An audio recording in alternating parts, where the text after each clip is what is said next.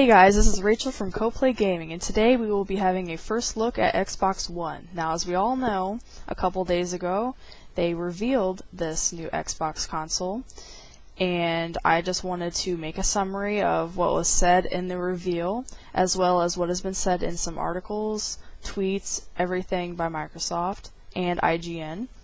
And I just want to note that everything being said now is just what I've heard. I do not hold any rights to this information, nor do I have any special insight. I'm just gathering everything on the internet and letting you know. And so I will begin with the specifications for the console. The Xbox One will have an 8-core processor with a x86 PC-style architecture, DirectX 11.1 graphics, 8GB DDR3 RAM as compared to the DDR5 RAM that will be on the PlayStation 4, a 500GB hard drive, HDMI pass-through input and output which allows for cable and satellite TV connection, which I will talk a little bit more about later, a Blu-ray and DVD player, thank goodness, USB 3.0, a few of those I think they said, Wi-Fi Direct for controllers and other devices to connect with without losing the internet connection. And I also want to note that there will be cooling fans that will make the console 4 times quieter than the Xbox 360. Now, I don't know if you've noticed, but the Xbox 360 is kind of loud, especially its first version. So I'm hoping with all of these fancy graphics and stuff that they find a way to make that thing quieter. And so far they're saying that it will be, so here's hoping. Next I will talk about some of the accessory changes. Now, as we can see, the controller looks very similar to the black controller that came with the second version of the Xbox 360, but there were some changes to the overall design of the buttons and thumbsticks. There is the inclusion of a traditional D-pad that is more precise, much like the one that is included on the PlayStation controller. Before, it was raised on like a circular platform. A lot of people were saying it wasn't as precise. Now they've actually got buttons, so it'll be a little bit more precise and it'll be a lot easier to hit. There will be smaller thumbsticks that require a little less force to move, which means it'll be a lot more fluid. There is a textured edge to the thumbsticks that will accommodate players that prefer to tap the sides. It'll definitely help with trying to put your thumb on there, move them around. Before, they were very smooth and it was very hard to get your thumb on them, so this will be an improvement. The Xbox guide button, it's got a light behind it so it'll flash white. It's flush with the face. It's got a gloss over it. I mean, it really doesn't look like a button at all. On the back, we can see that there are no screw holes, which is an interesting addition to this controller. I didn't think that people had problems with it, but maybe they did. They're trying to make it look a lot more, I don't know, unified, I guess. There is less battery clutter on the back of the controller. Instead, the battery is going to be integrated into the controller itself. And the biggest thing that I think is like the coolest feature of this new controller is the fact that the trigger buttons now have their own rumble motors. In addition to the motors that are in the handles themselves, they're calling them impulse triggers. And basically these things will give better feedback to the player's hand and add a special effect when playing shooting or driving games. So basically you could have a completely different feedback on your fingers as you do your palms. And they're saying that the fingers are the most sensory parts of your hands, and so they think you should have some rumble on your fingers because that'll help with the feedback to your brain playing the games. I don't know all that, but that's what they're saying anyway. And now onto the Kinect device. It looks very square, unlike the original one. The original was very round, kind of oval. This one looks very angular, just like the console itself. It will supposedly come with the Xbox One console, so that, you know, Microsoft is hoping that they will be inseparable.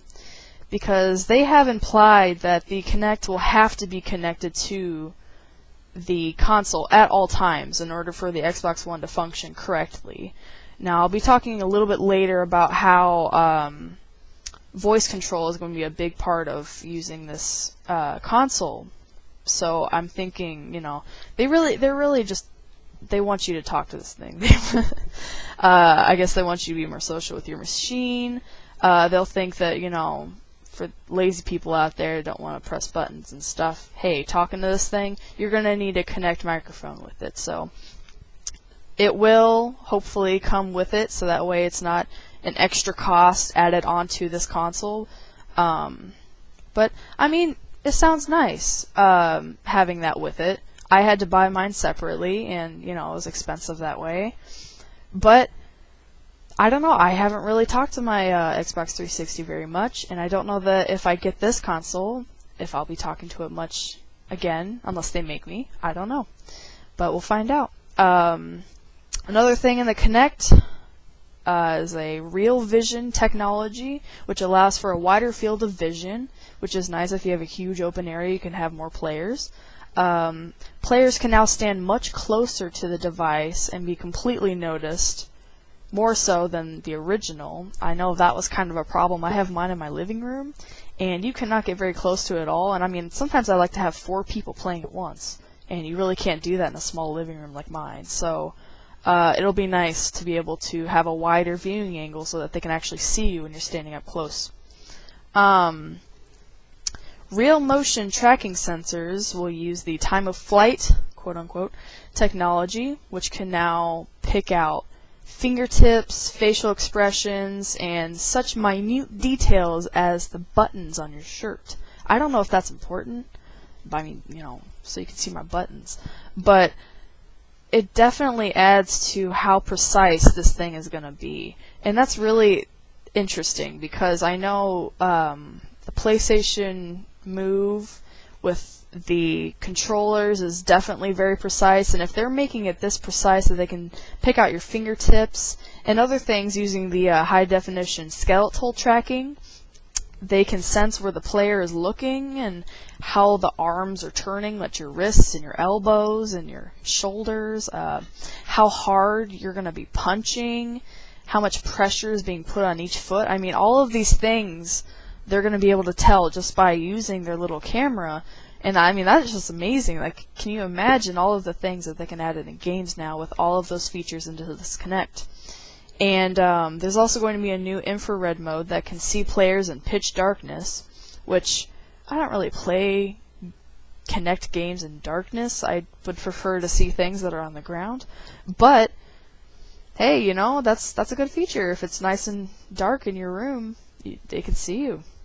That's cool. There's real voice technology, which uses a multi-microphone array and advanced noise isolation. And this allows for the console to be turned on and controlled simply by your voice. It'll be able to hear you much clearer now, which is nice. And one thing that I thought was really crazy was the fact that this device can now track heart rate through the fluctuations in blood flow to the face. Again, that goes to the, real vision technology and the real motion. I mean, it's going to be able to see almost everything about you. And that's definitely going to help for, workout games and other health-related games, if it can see your heart rate. I don't know how accurate it's going to be. I mean, I know heart rate sensors nowadays are already not very accurate, so I don't know how a camera's going to be able to see what my heart rate's like, but whatever. And I wanted to note that Xbox 360 accessories will not work on the Xbox One. Just throwing that out there. Some features I wanted to talk about. There will be mandatory hard drive installs of every game, and I mean every game. By doing this, Microsoft hopes that, every game that we buy will be connected to not only our Xbox Live accounts, but also tied to our consoles themselves. And this makes it so that we will not have to insert the disc every single time we want to play. And I don't really have an issue doing that every single time. I mean, I'm used to it, having, 2, 3, 5 different consoles. I'm used to putting in games. But I guess it'll be nice if you're just sitting on the couch and you want to go get your game from upstairs or something, But I mean, that does have some say with used games, which I will talk about later. But anyway, it'll install it on your drive, which I mean, there's 500 gigabytes, so it's going to be using that up. The device will be using cloud to save achievements, preferences, and progression in games to our live accounts. This will start the game exactly where you left off. There's no need for checkpoints anymore, which is really annoying. So that will be nice. It'll introduce Smart Match, a multiplayer matchmaking system that uses advanced algorithms to pair players based on skill, language, and reputation. There will be no more lobbies, apparently. And I'm not sure how exactly that's going to work. They haven't really said.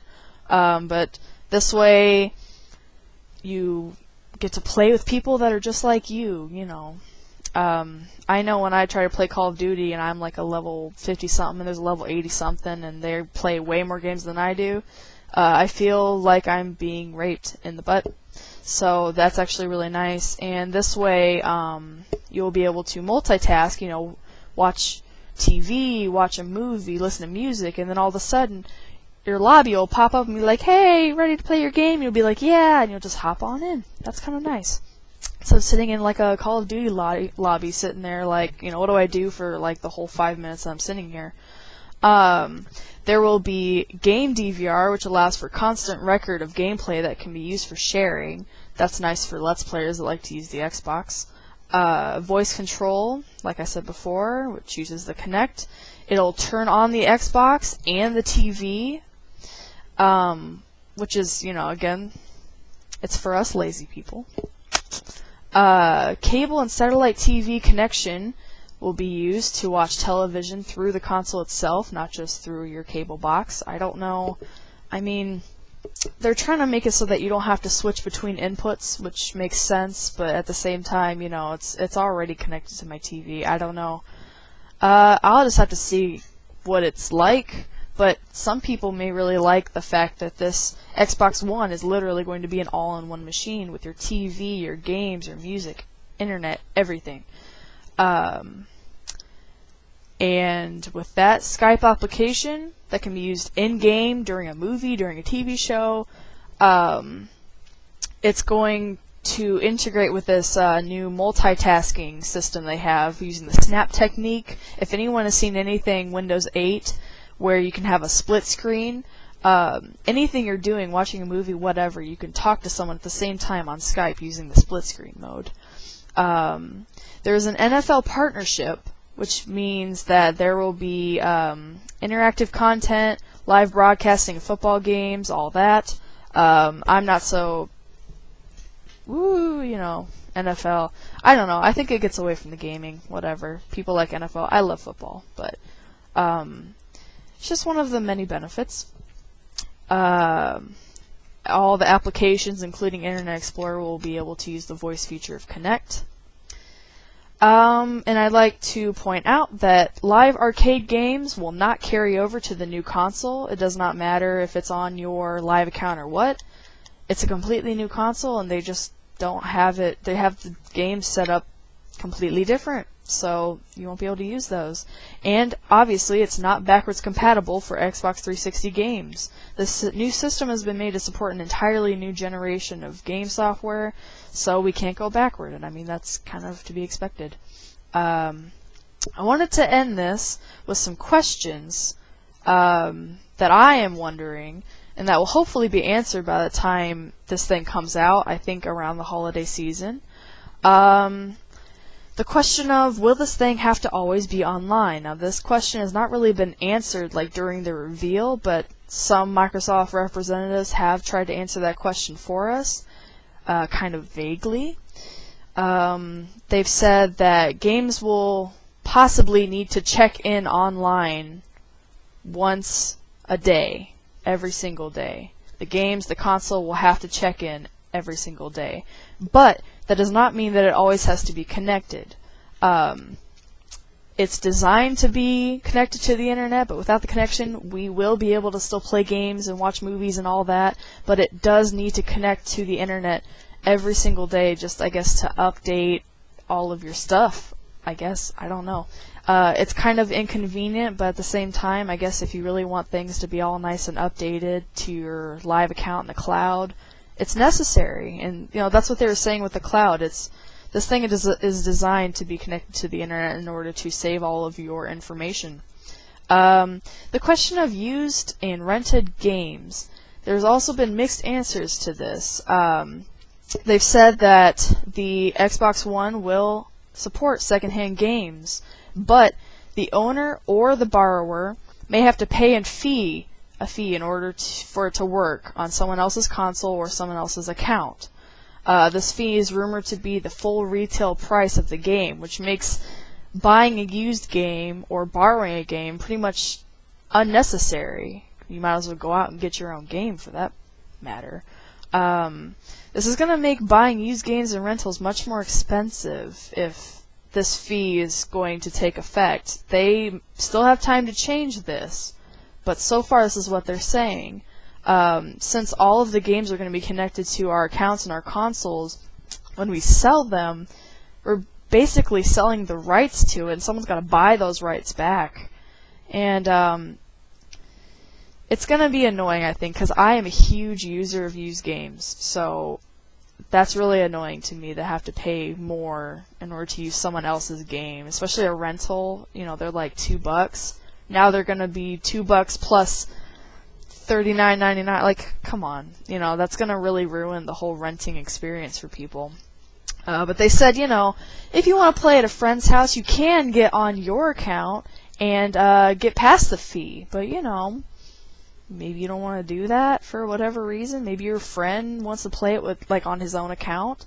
In that case, he's out of luck. He's got to pay this fee. And once he does, that game will forever be on his account, just like he downloaded it. But still, he might as well just go buy the game then.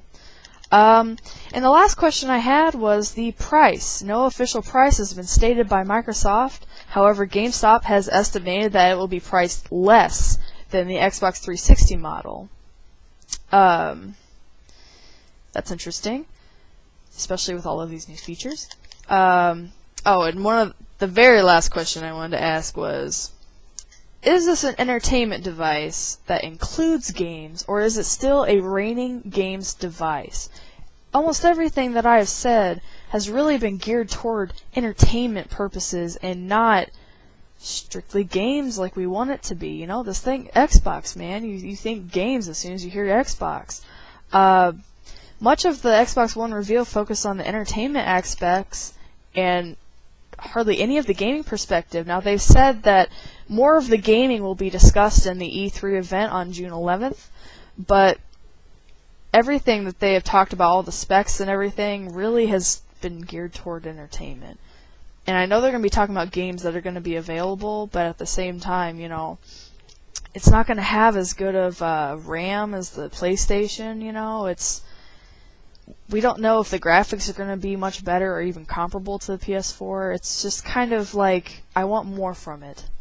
But overall, a really nice looking device. It looks kind of like a VCR, but hey, it's sleek and it's square and it's new and it's supposed to fit into anywhere. And I just don't know if this thing's going to be a winner to me yet. I'll just have to see if they can answer these questions and kind of clear up some of this confusion. But anyway, thanks for watching. If you have any comments, questions, or suggestions, post them below, and we will see you later. Bye.